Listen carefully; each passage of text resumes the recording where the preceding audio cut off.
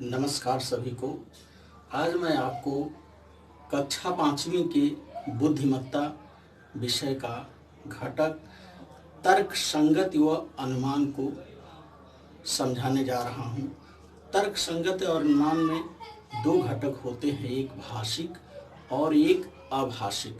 तो मैं आपको अभाषिक के बारे में बता रहा हूँ कि अभाषिक में देखिए प्रश्न दिए रहते हैं, जैसे त्रिभुज हो गया, रेखाखंड हो गया, आयत हो गया, और उसको क्या करना है, गिन करके अपने दिल और दिमाग से गिन करके उस उत्तरों को देना है कि, और प्रश्नों को बार बार पढ़ना है, पढ़ करके उसको समझ करके उसके उत्तरों को लिखना है। इसमें बच्चों उत्तर भी दिया रहता है और उसे हमें ध्यान से देख करके उसको लगाना है। जैसे देखिए यहाँ एक आभाषिक में एक प्रश्न मैंने यहाँ लिखा है कि निम्न आकृति में कितने रेखाखंड हैं। जैसे देखिए यहाँ ये रेखाखंड बना हुआ है और इसमें दिख रहा है सभी को कि यहाँ से ले करके यहाँ तक रेखाखंड है और इसमें 4 जगह निशान लगा हुआ है, 1 2 3 4। तो इसमें हमें समझ में आ रहा है कि इस आकृति में 4 रेखाखंड है, 1 2 3 4 4 रेखाखंड हमें दिखाई दे रहा है। लेकिन यहाँ उत्तर देखिए दिया गया है कि पहले क्रमांक पे 4 है, दूसरे क्रमांक पे 5 है, और तीसरे क्रमांक पे 10 है, और चौथे क्रमांक पे 7 है। इस तरह से ये 4 उत्तर दिया गया है और इस 4 उत्तर में से एक उत्तर कोई सही है। तो और यहाँ देखिए ये 4 गोले दिए गए हैं, 1 2 3 4।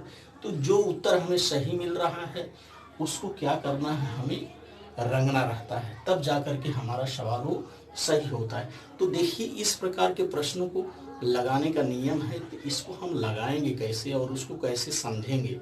जैसे देखिए इसको लगाने के लिए हमें क्या करना रहता है, पहले इसको नंबरिंग यानी गिन करके लगाना रहता है, नंबरिंग करके।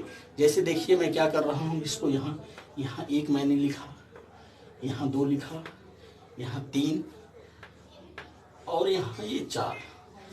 1 2 3 4, इसका मतलब ये 4 रेखाखंड दिख रहा है। तो इसको लगाने का नियम है, जो इस नियम को आपको समझना है। जब आप नियम को समझ लेंगे तो इस प्रकार के सवाल का उत्तर आप आसानी से लगा सकते हैं। तो इसमें करना क्या है, देखिए मैंने 4 जगह 1 2 3 4, तो इसको क्या करना है, 1 धन 2 धन 3 धन 4, इसका हमें योग कर लेना है। 2 में 1 जोड़ा 3, 3 3 6, 6 4 10।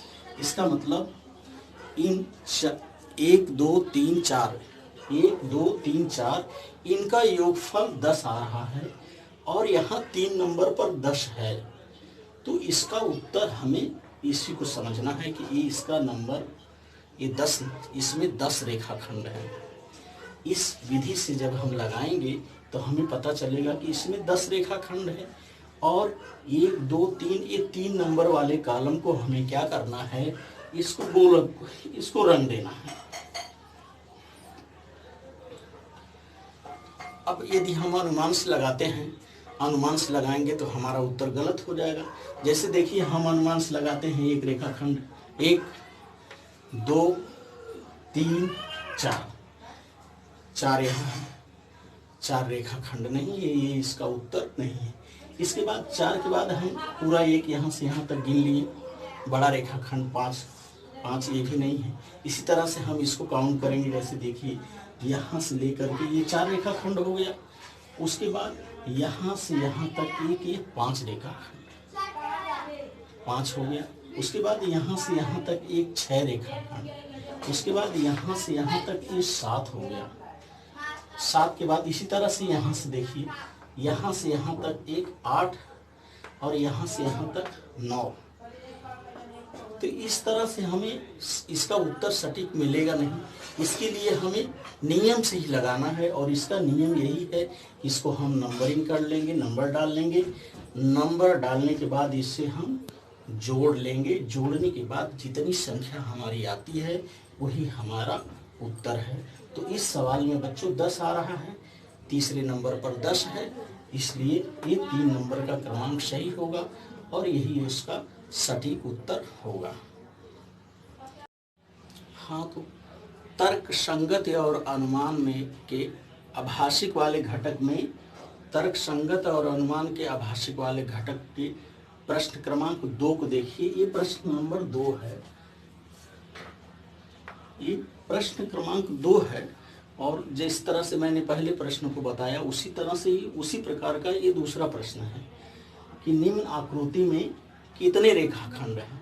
लेकिन देखिए इसमें एक बदलाव है कि यहाँ जो है रेखा का निशान दिया गया है दोनों बगल, इस तरफ भी रेखाखंड है, इस तरफ भी रेखा का तीर का निशान दिया गया। तो हमें इस सवाल को लगाने के लिए क्या करना है कि इसके इस दोनों छोर वाले भाग को छोड़ देना है, इसको हमें काउंट नहीं करना, इसकी गिनती नहीं करना है। इसके मध्य भाग के रेखाखंड को नंबर डाल करके उसको जोड़ना है। तो इसका नियम भी उसी तरह से है कि क्या करेंगे हम, ये छोर वाले भाग को छोड़ देंगे, इस छोर को और इस छोर को छोड़ करके इसको हम नंबर डाल लेते हैं। जैसे देखिए यहाँ 1, यहाँ 2, यहाँ 3, ये हो गया 4 और ये हो गया 5। इसमें हमें 5 रेखाखंड मिल रहे हैं। तो हमें क्या करना है कि 1 2 3 4 5 ये हम नंबर ऐसे डाल लेंगे, अंक डाल करके इसको हमें जोड़ना है। 1 धन 2 धन 3 धन 4 और धन 5। इस प्रकार के सवाल को लगाने के लिए हमें वही विधि अपनानी है कि रेखाखंड को नंबर डाल लेना है, इस तीर के निशान वाले भाग को हमें छोड़ देना है। जैसे देखिए मैंने यहाँ क्रमांक डाल लिया, 1 क्रमांक 2 क्रमांक 3 क्रमांक 4 क्रमांक 5 क्रमांक। इसके बाद में इसका योग करना है। 1 और 2 3, 3 3 6, 6 4 10 और 10 में 5 हम जोड़ रहे हैं तो यहाँ हमको मिल रहा है 15।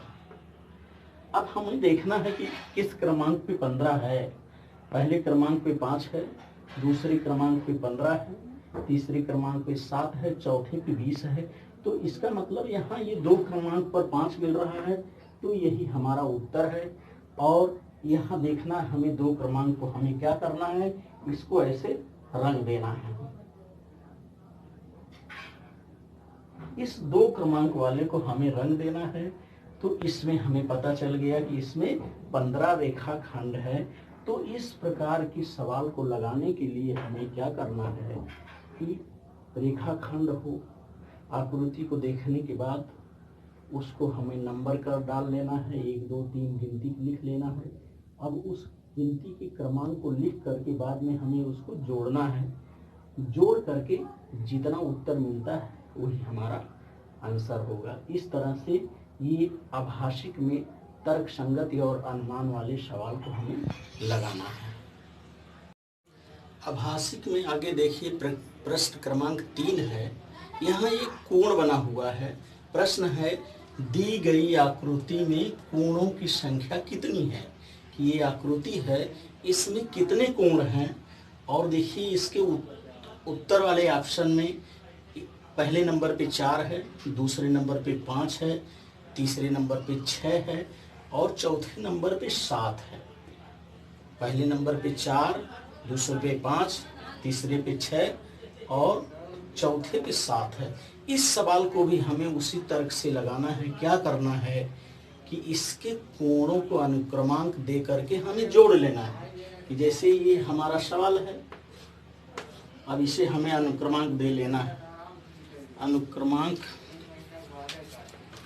चलेगा, इसे देखिए नंबरिंग। इस सवाल को हमें क्या करना है, यहाँ 1 2 3 यानी कोणों को हमें नंबर दे देना है। 1 2 3 1 2 3 हमें उसको नंबरिंग दे दिया। उसके बाद 1 धन 2 धन 3 और 2 1 3 3 3 6। इन कोणों का योग जो है 6 आ रहा है, इसलिए इसका 3 नंबर का उत्तर जो है ये सही होगा कि इस आकृति में 6 कोण हैं। तो देखिए ये 6 नंबर 3 नंबर ऑप्शन पर है। तो A1 2 3 ये तीसरे नंबर वाले गोले को हम क्या करेंगे, 3 नंबर क्रमांक को गोल कर देंगे और ये इसका उत्तर मिल गया। इस प्रकार के जो सवाल है उसको हमें नंबर डाल करके, अनुक्रमांक डाल करके उसे जोड़ना है और अनुक्रमांक को जोड़ करके जितना उत्तर प्राप्त होता है वो ऑप्शन में देखना है वो है कि नहीं। इसमें देखिए 6 है, इसका मतलब इसमें 6 कोण है और इसका ये उत्तर हो गया। इस प्रश्न को देखिए, इस प्रश्न में देखिए क्या है, दी गई आकृति में न्यून कोणों की संख्या कितनी है। ये जो आकृति दी गई है इसमें पूछ रहा है कि न्यून कोण कितने हैं, ये न्यून कोणों की संख्या कितनी है। और देखिए उत्तर के ऑप्शन में पहले क्रमांक पे 5 है, दूसरे क्रमांक पे 7 है, तीसरे क्रमांक पे 10 है और चौथे क्रमांक पे 9 है। और ये हमसे पूछ रहा है कि इसमें न्यून कोण बताइए। तो हमें इस सवाल को लगाने के लिए भी वही विधि को अपनाना है। क्या करना है, हमें इन कोणों को अनुक्रमांक डाल करके लिख लेना है। अनुक्रमांक हम यहाँ इसको डाल रहे हैं 1, 2, 3 और 4। इस तरह से हमने इसको अनुक्रमांक लिख लिया। 1, 2, धन 3, धन 4 और इसको हम क्या करेंगे, योगफल करेंगे, इसको हम जोड़ेंगे। देखिए 2 और 1 3, 3 और 3 6, 6 4 10। यहाँ कोणों की संख्या हमको 10 मिल रही है, लेकिन यहाँ पूछ क्या रहा है कि दी गई आकृति में न्यून कोण कितने हैं। और इसको हमें ध्यान से देखना है कि ये हमको समकोण दिखाई दे रहा है। इसमें हमें सिर्फ न्यून कोणों की संख्या को बताना है और समकोण हमें नहीं बताना है। तो हमने इस आकृति में नंबरिंग किया 1 2 3 4 और इसको हमने योगफल किया और हमारा 10 आ रहा है। लेकिन इसमें एक समकोण भी है, तो हमें करना क्या है, ये 10 में से 1 को घटा देना है। समकोण हमको इसमें से घटा देना है क्योंकि एक इसमें समकोण है। 10 में से 1 को घटा देंगे तो 9 आ रहा है इसका उत्तर। अर्थात ये जो 4 नंबर का पर्याय है ये इसमें सही है। इसमें 9 न्यून कोण है और 1 जो है वो बड़ा वाला समकोण है। इसलिए इसमें उत्तर का ऑप्शन देखेंगे, ये 4 नंबर का क्रमांक जो है ये सही आ रहा है। तो सवाल को हमें क्या करना है, इस तर्क संगत वाले सवालों को बार बार पढ़ना है, ध्यान से पढ़ना है कि इसमें हमें करना क्या है। देखिए दिया गया है, दी गई आकृति में न्यून कोण की संख्या। अगर हम ध्यान नहीं देंगे कि इसमें हमें न्यून कोण, तो हमारा सवाल क्या हो जाएगा, गलत हो जाएगा। पहले हमने न्यून कोण पूरे कितने कोण है उसको हमने इसमें निकाल लिया जोड़ करके कि 10 कोण हैं। 10 में से हमने एक समकोण को घटा दिया। एक समकोण को घटाने के बाद हमारा उत्तर 9 आ रहा है और इसलिए अनुक्रमांक नंबर 4 सही है। और इस ऑप्शन में हम इस 4 को गोला कर देंगे। इस तरह से इस सवाल का उत्तर हमें प्राप्त हो जाएगा।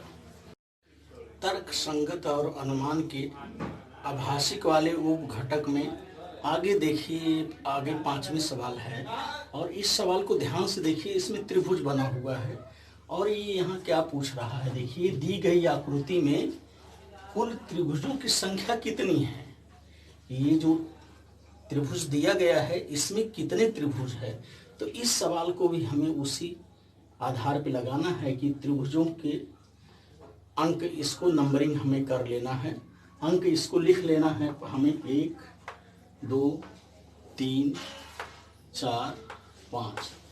तो इस तरह से हमें क्या करना है, प्रत्येक त्रिभुज को अंक से अंकित कर लेना है और इन अंकों को लिख करके हम क्या करना है, योग करना है। जैसे हमने लिख लिया 1 धन 2 धन 3 धन 4 धन 5। अब इसका हमें योग करना है। 2 और 1 3, 3 3 6, 6 4 10, 10 5 15। इसका योग 15 आ रहा है। और उत्तर के ऑप्शन में हमें देखना है कि क्रमांक नंबर 1 पर 6 है, 2 नंबर पे 15 है, 3 नंबर पे 10 है और 4 नंबर पे 11 है। तो हमारा ये सारे त्रिभुजों को हमें अंकित करने के बाद हम इसका योग हमें 15 मिल रहा है, अर्थात इसका उत्तर ये 2 नंबर का ऑप्शन जो है इसका उत्तर है। तो यहाँ देखिए जो गोला किया गया है, इस गोले में हमें क्या करना है, ये 2 नंबर वाले क्रमांक गोले को रंगना है, इस गोले को सही से रंग देना है। इस तरह से इस त्रिभुज में कितनी संख्या है ये हमें प्राप्त हो जाएगा कि इसमें 15 त्रिभुज हैं। तर्क संगत और अनुमान के आभाषिक घटक में आगे का सवाल देखिए, सवाल क्रमांक 6 है और इसमें देखिए क्या है, यहाँ वर्ग बना हुआ है और प्रश्न है दी गई आकृति में वर्गों की संख्या कितनी है, कि दी गई आकृति में वर्गों की संख्या कितनी है। तो इस सवाल को भी हमें लगाने के लिए करना क्या है, इसके वर्गों को अनुक्रमांक डाल के अंकित कर लेना है। जैसे देखिए मैं इसको अंकित कर रहा हूँ 1 2 3। इसी तरह से यहाँ भी मुझे ऐसे इस तरफ भी नंबरिंग कर लेना है 1 2 3। अभी हमें करना क्या है कि इसका वर्ग पूछा है, इसका वर्ग पूछा है कि वर्गों की संख्या कितनी है। तो इसको हमें क्या करना है, 1 वर्ग धन 2 का वर्ग धन 3 का वर्ग, इस तरह से हमें इस सवाल को लगाना है। अब देखिए 1 का वर्ग कितना होगा, 1 का 1 में हमें गुणा करना है, वर्ग अर्थात उसका डबल, 1 का 1 में गुणा करेंगे, 1 का वर्ग 1 होगा। अब 2 का वर्ग कितना होगा, 2 का 2 में गुणा करेंगे, 2 दूनी 4 हो जाएगा। अब 3 का वर्ग कितना होगा, 3 का गुणा हम 3 में करेंगे तो 3 त्रिका 9 हो जाएगा। इस तरह से देखिए अब इसके योग को हमें यहाँ जोड़ना है, 9 और 1 जोड़े 10, 10 में 4 जोड़े 14, यहाँ इसका योग हमें 14 प्राप्त हो रहा है। तो अभी हमें उत्तर के पर्याय को देखना है कि पहले क्रमांक पर 10 है, दूसरे क्रमांक पर 14 है, तीसरे क्रमांक पे 9 है और चौथे पे 8 है। तो इसका ये 2 क्रमांक जो है ये उत्तर सही है। और उत्तर वाले पर्याय में हमको देखना है कि 2 नंबर क्रमांक पे 14 है, तो इसका उत्तर ये सही है। इसको हमें क्या करना है, इस डब्बे को रंग देना है, इसको गोला कर देना है। इसको गोला करने के बाद हमें पता चल गया कि इस आकृति में कितने हैं, 14 वर्ग हैं। तो तर्क संगत और अनुमान के आभाषिक में आगे का सवाल देखिए। ये सवाल यहाँ दिया गया है कि दी गई आकृति में चतुर्भुजों की संख्या कितनी है। यहाँ चतुर्भुज बना हुआ है और देखिए 1 2 3 4 5 6 यानी, और इस तरफ से भी बना हुआ है, ये चतुर्भुज बना है। इसमें चतुर्भुज की संख्या कितनी है, इसे ज्ञात करने के लिए हमें फिर वही विधि को अपनाना पड़ेगा। क्या करना पड़ेगा, इसको हमें नंबरिंग करना है कि इसके चतुर्भुजों को हमें अनुक्रमांक डालना है।